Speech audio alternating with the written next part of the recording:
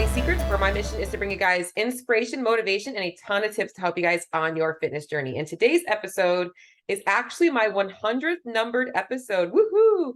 Exciting for me. I actually have more than 100 episodes, but this is my 100th numbered episode. It's going to have a couple of like those bonus episodes. Now I've got the at the whiteboard and a couple of other things going on, but super exciting because I still remember starting this podcast and being super nervous, not knowing if it was going to take off, if I was going to be able to keep up with it. And it's honestly one of my favorite things to do every single week. And it's usually something I do on the weekends. And I used to try and do it during the week, but I actually like just being able to sit and relax and, you know, after my day of training on Saturdays or early in the morning on Sundays, to be able to knock out some thoughts that I have that I want to share with you guys. And sometimes it's just, you know, looking at what I've been seeing as a common trend with some of my clients or the people that reach out to me on Instagram. And today really was just kind of troubleshooting. I've been doing a lot of troubleshooting in my own clients' journeys, and honestly thought it would be a good episode to kind of put out there to talk to you guys about a lot of the mistakes that I see people making when they do start tracking macros, or why maybe they're a little bit intimidated by tracking macros, or maybe they don't really understand the purpose of it. And tonight's episode, or today's episode, whenever you're listening to it, I want to really bring together some of the things that are going to help you guys understand why macro tracking is so effective, and not just body composition changes, but actually getting you more educated to understand how the food you're eating impacts your body, not just from an aesthetic perspective, but actually from a health perspective. And then give you guys some things that maybe you're doing wrong that maybe might help you guys be more effective.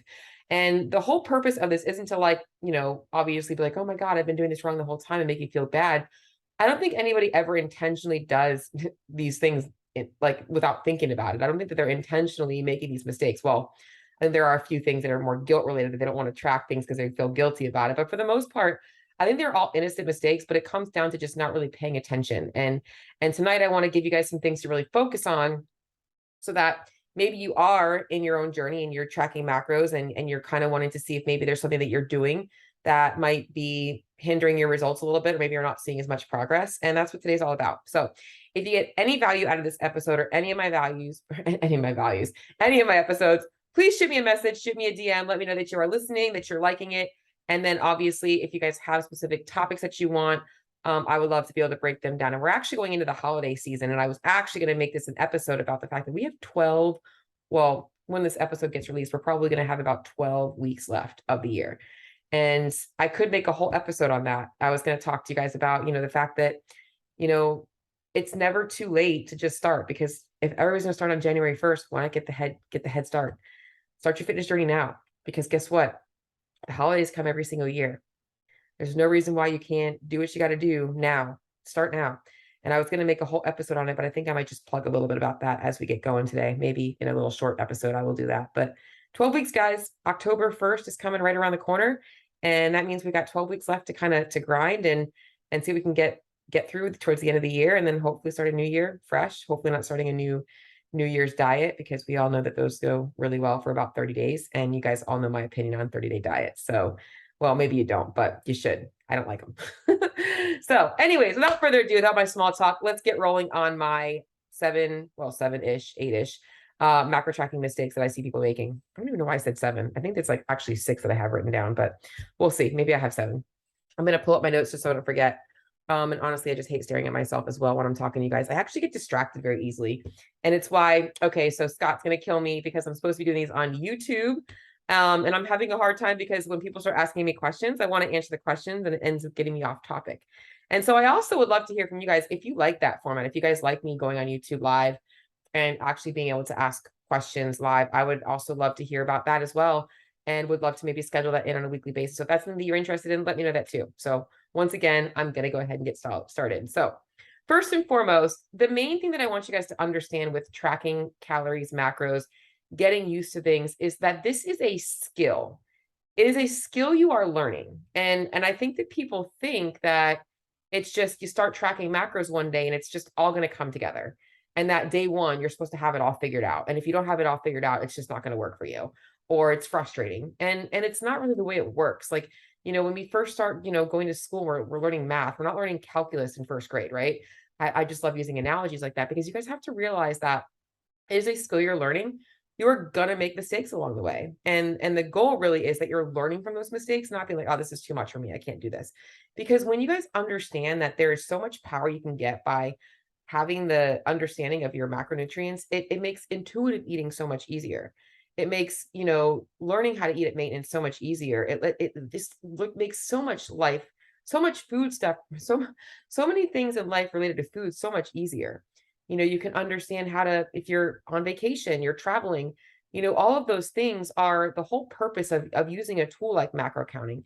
And if you guys aren't doing it that way, you're not learning things, and you're just like logging and scanning and going about your day, you're really missing a huge opportunity to teach yourself how to eat. And that's really the main thing, is that our common day world is just so far from what we should be eating intuitively, because we're so conditioned to eat what's convenient, available, and honestly what helps alleviate the stress that we're under.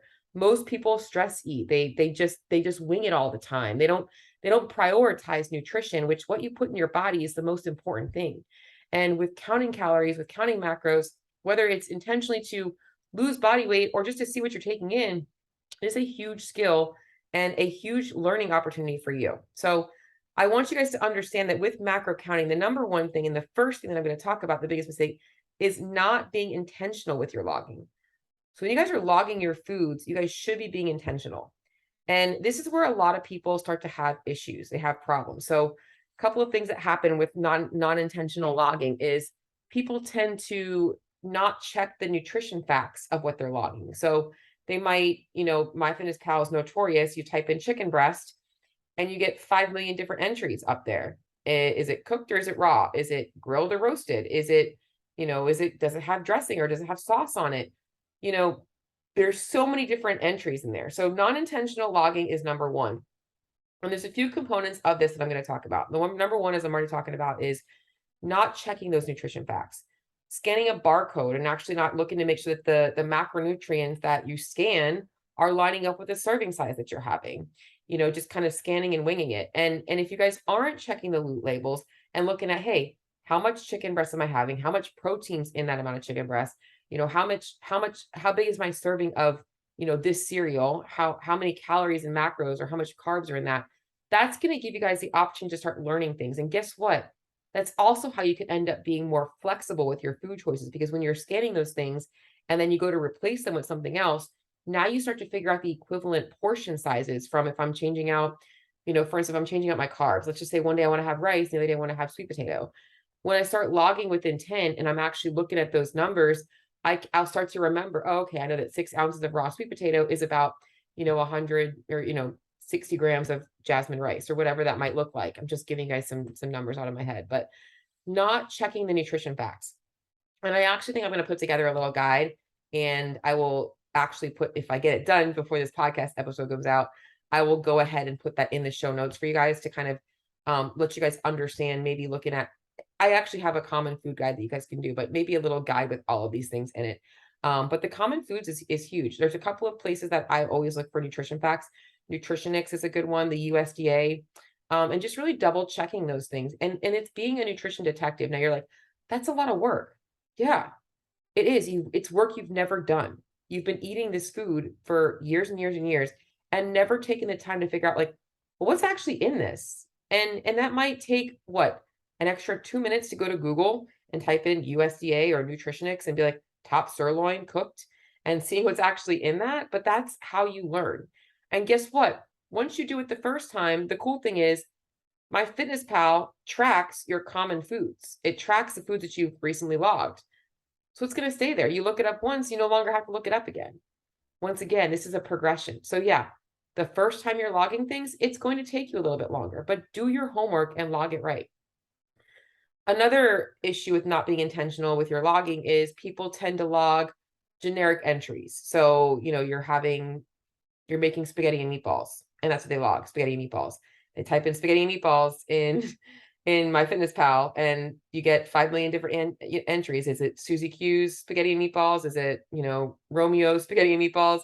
Is it your spaghetti and meatballs? What kind of meat are you using in the meatballs? Is it ground turkey or lean ground beef, or is it ground chuck and ground pork? Like, is it, a whole wheat pasta or a regular pasta? What kind of tomato sauce are you using? Is it a homemade sauce?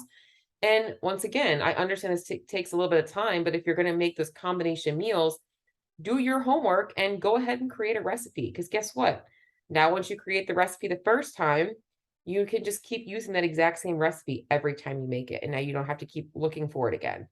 This is big. Things like chicken soup, a burger. People just like hamburger. Like, no, it's like it's bread. It's a burger patty of some type. What kind of meat is it? Is there cheese on it? How much mayo's on it? All those things matter. And if you're not taking the time to do that, you're likely not getting the results that you want to see. So you need to make sure that you're doing that. You also can't always rely on restaurants. You have to kind of look and make sure that you're actually looking at what's in there. Like that's why I honestly think that when you guys eat out, if you're not seeing progress, one of the biggest things to troubleshoot, and I'll go down this as we get into eating out, is just understand like making your food choices at restaurants a little bit simpler so that you don't have to stress about all those things.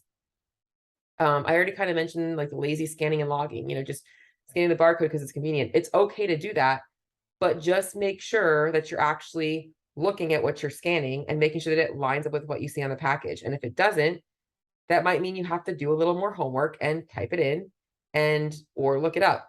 You can also, if you don't want to go through that hassle and you can't find it in there, just create your own food. If you can't find the right entry in MyFitnessPal, you can also create a food. That's going to take you a couple of minutes. I do that all the time with my First Form products. So like I just got a new bottle of First Form, their lunar pie flavor, which is amazing. I will put the link to that in my show notes as well. But I couldn't find the entry that shows it in grams. It was only like by the scoop. And I don't always just use a scoop. I often will use like I'll use like 15 grams and I'll add it to my oatmeal or whatever just to add flavor. So I wanted to be able to do that. So I added my own entry. It takes me a couple of extra minutes, but now it's in there. I don't have to ever worry about it again. Another thing that people are not intentional about logging is that when they are cooking, they're not logging the cooking oils or the condiments or the creamers. They're forgetting those things. Oh, it's just a little bit of oil in the pan. Well, it matters. It does matter. And so taking the time to do that stuff. And if you don't want to do it, don't use it. Add it after you're done cooking. Like, I mean, I am a big proponent for people just using a little bit of Pam spray or even like chicken broth and things like that are super easy to kind of keep the moisture in the bottom of the pan so that it doesn't stick and not really adding a whole bunch of calories. So, but creamer in your coffee. People forget about the creamer in their coffee or they're just logging a Starbucks generic latte. They're not thinking about, okay, how much cream did I put in there? By the way, if you guys do order coffees at Starbucks, do yourself a favor, ask for the cream on the side, put your own creamer in. It takes you, it's not bothering them. Do they have to give you a little vat of cream? Yep, they do.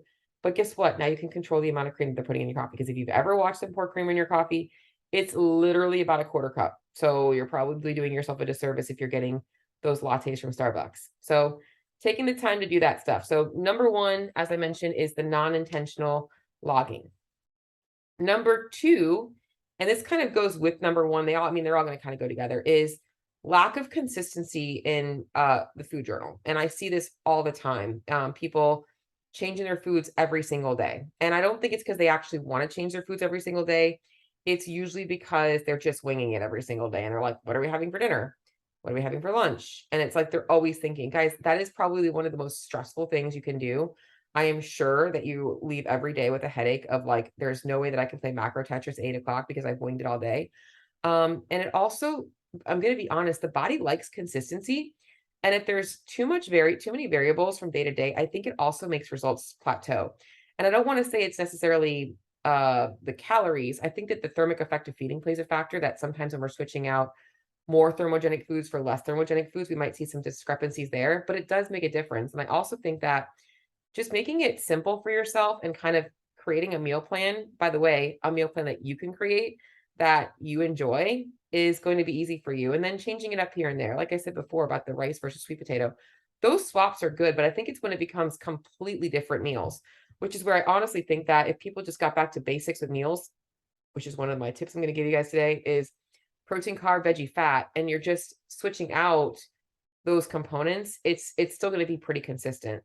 Obviously, if you're swapping a low fat protein for a high fat protein, that's going to be a little bit inconsistent. But for the most part, if I'm swapping like chicken for shrimp or chicken for a whitefish, if I'm, like I mentioned, switching rice for potato, or maybe I want a sandwich one day, I'm trying to keep foods that are simple on hand, which I'm going to go over in my tips tonight.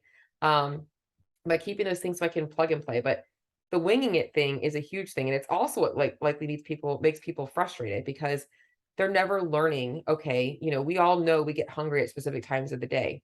We get cravings at different times of the day. When you start to have consistency in your food, you can now build in meals and snacks that help fit those times for what your body likes. And now you're learning how to fuel your body the right way. So getting some consistency in your foods rather than winging it is going to be a huge help for you guys. Number 3 I wrote down is eating out too often. Now, eating out is okay. It is part of our social life. But a lot of people can be social every single day, and we can eat out every single day. And if you are trying to dial in your nutrition, this is one of the worst things for you to do. The more often you eat out, the less control you have over what's going in. And I don't want people bringing their food scale to a restaurant. Now, if you're eating out every single day, you might have to start doing that, because now you're honestly, that's probably the only way you're going to be able to control things. So, but eating out too often. And the other thing about this is when people eat out, there's two types of eating out. There's eating out and still sticking to your plan and realizing that you can find pretty similar choices to what you're going to have at home. And there's eating out all the time and just having whatever we want. And that's not really teaching you anything. So when you're eating out, make sure that you are intentional about your logging and you're intentional about your choices. And I often remind people to ask themselves, is this a social meal where the food is the priority, like it's a potluck special occasion, like a party celebration, or is it like I'm just eating out to hang out with somebody and have a conversation? You can really decipher when is an important time for you to be able to be a little bit more flexible and a little bit more inconsistent with your food choices, whereas the other times you're trying to be as consistent as you can. But eating out too often is a big one. It just leaves way too much room for variables. If you guys are eating out, a couple of little tips I'll give you guys is always make sure you log an extra tablespoon of oil, because they use a lot of oil in their cooking, and always overestimate things. I also like people looking at chain restaurants if you're not breaking down the food that you're having into components. Like, so for instance, I recently went to Miller's Ale House and I had a mahi grilled sandwich. And I logged, a white roll. I logged like a Publix Kaiser roll, 6 ounces of mahi and a tablespoon of oil, lettuce and tomato and mustard. And I had a side of broccoli and something else. I had an appetizer with it, but I logged all that stuff separate because it was easy for me. But if I'm logging something that is maybe at a restaurant, making sure that you're looking up their restaurant facts or finding something similar, Chili's, TGI Fridays, Outback, Longhorn, chain pizza restaurants. You can always find something to help with this mom and pop. By the way, I do have a social eating guide if you guys want that goes over all that as well. I got a ton of guides. You guys, if you're not in my Facebook group, because they're all posted in my Facebook group, you guys can get copies of all of them. But eating out too often is a big one. Okay, now we're going into the nitty gritty. This is where people start to get, oh, this is frustrating. All right, number 1, 2, 3. This is number 4, because I didn't number these, is not weighing and measuring portions. And this is probably the biggest pitfall people fall into. They are eyeballing things. And I found this. I used to eyeball a lot of stuff. And I was wondering why I wasn't getting results. Well, I was eyeballing my peanut butter, which was not a tablespoon of peanut butter. It was 2 or 3 tablespoons of peanut butter, because the serving sizes are so small. Guys, you have to realize weighing and measuring your food is most important if you guys are wanting to get accurate or good results. That's going to give you accuracy. It doesn't take any more time. You literally just have to put your food on a scale, and it's ensuring that you're getting the right amounts. Now, the other thing that does is, once again, going back to intentional logging, you should also be intentionally weighing. So when you're weighing that food out, are you actually looking at what you're putting on there? It's kind of like, okay, now you're learning how to eyeball things so that when you are without a food scale, or you don't want to use a food scale anymore, you've done it so many times that you can literally do it like you could see it like the back of your hand. Like, it's that in your memory. And that's where people are like, God, how are you so good at like logging and tracking and weighing? Well, I've been doing it for a long time. I wasn't always good at it. I had to learn at some point. So you got to learn, and weighing and measuring your food is a tool. It's a tool that you can use. And if you want to get really good results, do the really good work. It's plain and simple. The better you work, the more detail you put into your work, the better your results are going to be. And like I said, it doesn't take any extra time. I recommend weighing things more than measuring. A lot of measuring cups are not as accurate. By the way, it also is just more dishes you have to do. It actually takes more time out of your day than to just put things on a food scale. If you don't know the negative weight option, I also have a guide for that as well. Well, it's pretty simple. Just put the container on the scale, hit 0, and then you scoop out what you want. And then it tells you how much you took out, because it's going to say negative, yada, yada, yada. So makes it easy for you guys to do that stuff. So don't be lazy with your weighing and measuring. Make sure that you're doing that. I always get questions like, what about raw versus cooked? Obviously, it's going to be more accurate raw because that's in its pure form. However, whatever is going to be most consistent for you, and as long as they're single ingredient foods, it is okay to do them cooked. You just want to make sure that you're actually being accurate with how you're entering those things. So always search for cooked entry. I will, like I said, I'll go ahead and put that guide that I have for common foods, because I do have one that has like, well, rice, raw versus cooked. And once again, there's going to be some variables in the cook, because obviously everybody's rice is going to come out some a little drier, some a little bit wetter. So the amount of water you add to it is going to change the weight of the cooked batch. So it's definitely more accurate raw, but however you're weighing it, you want to make sure that you're logging it that way. So I have a couple of different entries, or a guide for you guys to see a couple of different items, not a couple, a lot of different items for you guys to look at. So, but I would say that raw is best. What I normally do, just to give you my own tips, is I actually have, it's funny because I did meal prep today.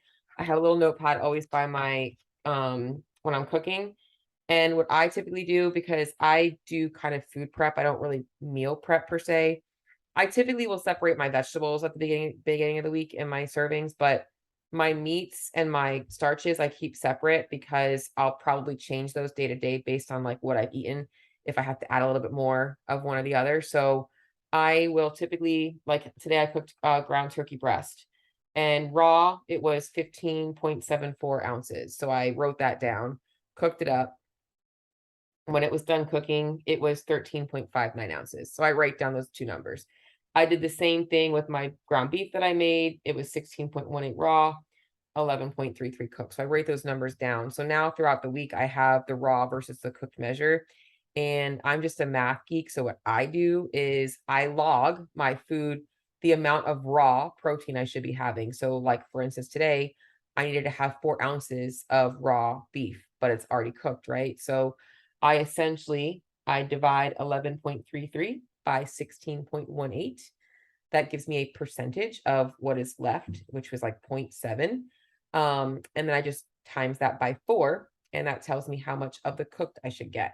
And that's my mathematical way of doing it. There's a lot of simpler ways. You can create a recipe, whatever you want to do. But do your homework and figure out what works best for you. Some people just want to separate it right off the bat, make it easier for themselves, whatever works better for you. I like to be able to have that option to change things as I go throughout the week.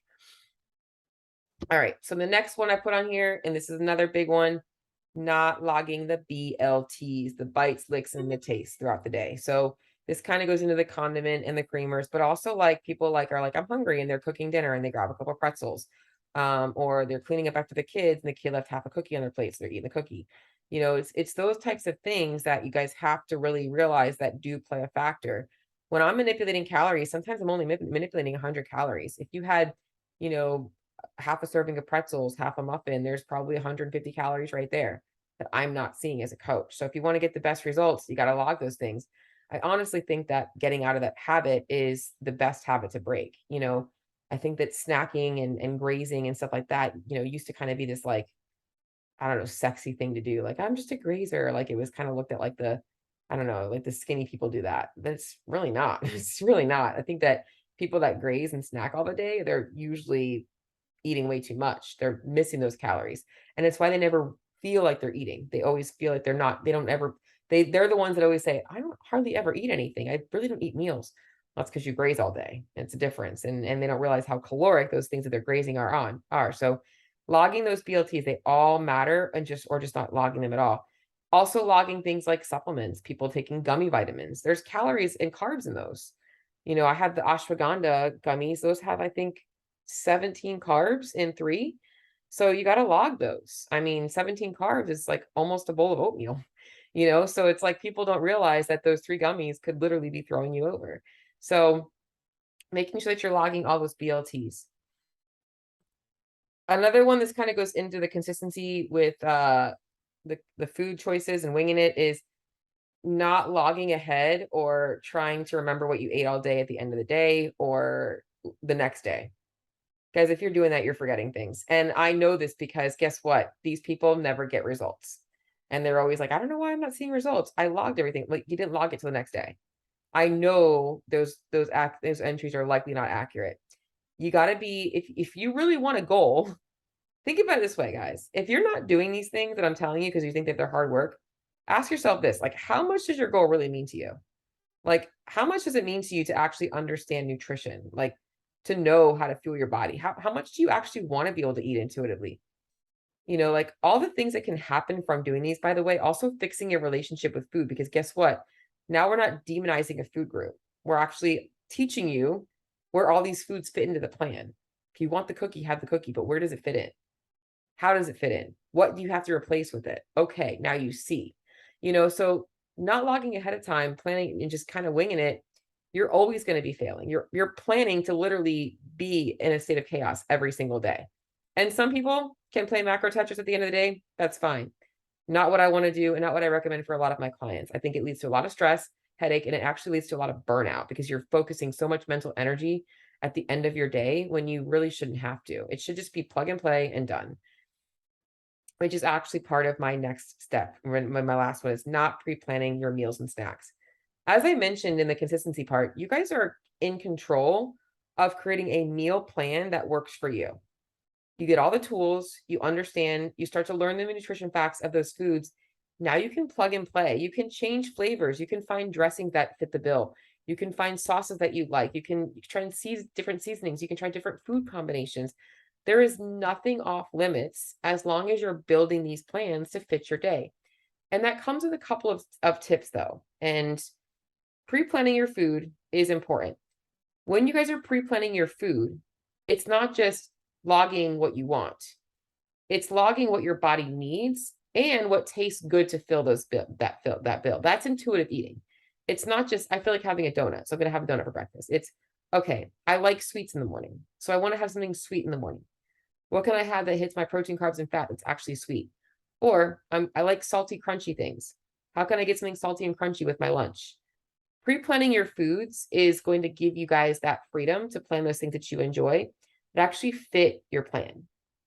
So a couple of things that people go wrong here is that they're not thinking about satiation factor of foods, and they tend to either log really dense things and then they're getting really, really hungry, or really high volume things that they're trying to eat really clean and then they can't eat all the food.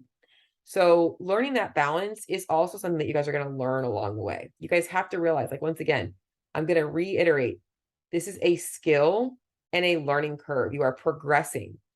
Just like going to school, we don't go from like kindergarten to 12th grade. We have to learn things as we go. And that's why focusing on the consistency in these habits will make it easier for you.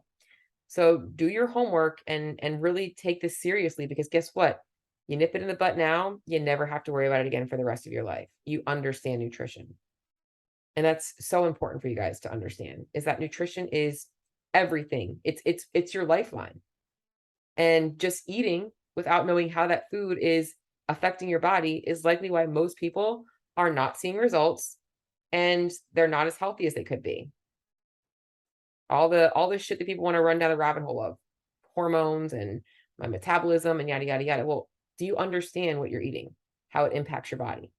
I didn't even go into fiber and all that stuff. I wanted to go over the mistakes. So kind of, reiterating these things, be intentional with your logging, making sure that you're not choosing the generic entries. You're looking for the nutrition facts, being consistent with your food choices, kind of working on building a meal plan that is enjoyable for you and that you can be consistent with rather than winging it. Not eating out too often. I would recommend no more than twice a week. If it's a convenience thing because you're out of food, then you are looking for almost mimicking things that you would get at home, like looking for the grilled chicken breast in the salad and then making it up with whatever you have at home. Making sure that you're weighing and measuring your portions, because not weighing and measuring your portions is leaving entirely too many variables. Logging your BLTs, making sure that you're logging ahead of time, and then making sure that you are pre-planning your foods. Those are the things that I find that people are not doing that they should be doing. Now I'm going to kind of go into a couple of things here that are going to help you guys in terms of making it a little easier for yourselves once you do the preliminary. So, you've got, you're starting to look at the food facts. You're starting to understand the food facts. You're getting really consistent with your logging. You're logging ahead of time. You're doing all these things, right? Well, there are still some time-saving things that you guys can be doing in MyFitnessPal that can help you guys, that don't want to do the same thing every day, right? Number one is you want to keep your recipes simple. So if you are always making mixed dishes, do yourself a favor and nix that. Unless you like to take the time to build the recipes. I would say if you're going to do that, maybe keep a rotation of like 4 or 5 recipes and keep the ingredients raw the same. And then you can kind of plug and play in MyFitnessPal, creating a recipe there. That would probably be the best case scenario. But I would honestly say just keeping it simple, especially in the beginning, because you can always add it on later. If you're struggling right now to get started, or you are trying to just dial things in and you're not wanting to be frustrated, that's probably the best place to start. Pre-logging your meals, kind of something that I already talked to you guys about in talking about things that people are not doing, but taking 5 minutes in the beginning of your morning, like with breakfast or the night before, and just plugging everything in, and then you don't have to think about it all day. Especially if you're a busy individual that is on the go a lot, or you're always having to, eat things on the go. You just don't really have a lot of time to think about food. Now you don't really have to think about it. It also allows you to plan foods based on your schedule. So if you know that you're going to be in your car most of the day and you're not going to be home, like you can plan things that are easy to eat. That's also the flexibility of this, right? So that's the cool thing about this. In MyFitnessPal, using the copy to feature or the swipe feature, turning on where it says like you can, there's a feature in MyFitnessPal under each meal where it says something like you can copy from yesterday. It's called Smart Copy. Turn that on. And if you're eating the same breakfast, like swipe yesterday, or you can also create those meals. If you have like 2 or 3 rotational breakfasts that you eat, create those meals. And now you're just having to just type that in every single time you have it. Saves you so much time and effort. And that's really also important. As I already mentioned, the whole doing your homework. So here's the thing about doing your homework on the food facts is once you log them in, even if you're creating your own new food, because you don't want to go through the headache of trying to find the right one in MyFitnessPal, which is easier sometimes, go ahead and pre-log them in like once somewhere, because now they're already in there. You won't have to search for them again. So if you buy a new product, go ahead and, search for it, find it. Now it's there for you. Every time you go to log it, it's already there. Like that's what I do with all of my foods. Creating recipes and meals and things you often eat, which is something that I just mentioned. And the last thing I'm going to say here is keeping simple foods, 1 macro foods on hand. So if you guys do find that you're often like way under on protein or carbs, but like way over on fat, it usually means that you have way too many combination foods in your plan. Whether it's you're making pre-made or you have pre-made meals that are being delivered to you, whether it's your carb sources are also a source of fats like tortilla chips or like cookies, a lot of the fun foods, rather than having those simple 1 macro foods. So things like cereal, rice, whole grain breads, potatoes, those types of things, chicken breast, ground turkey breast, lean fishes, shrimps, like low fat Greek yogurts, things that are like 1 macro primarily, so that you guys have those on hand for filling in. And it also makes it a lot easier for you guys to build meals that way. So a lot of things today, but mostly more application based, because I wanted to give you guys some things to think about that might be going wrong that you're doing that you could actually correct very easily and be more successful. So I am going to put together a macro tracking mistake guide, and I'm going to, if you guys want it, just shoot me a message. And when it gets all done, I'm probably going to work on it tomorrow, actually, for you guys to kind of see. These are some things that I do to troubleshoot. So if you want a visual of it, I will do that. I do have a common food list though for you guys if you want that. And obviously, like I mentioned, the social eating guide. So hop in my Facebook group if you're not already in there. There's a lot of value in there as well. But that's what I got for you guys tonight. I hope you guys enjoyed this podcast. If there's other things that you guys have questions about with macro tracking that you want to know about, shoot me a message, shoot me a DM. I will obviously want to help you out. So have a good day.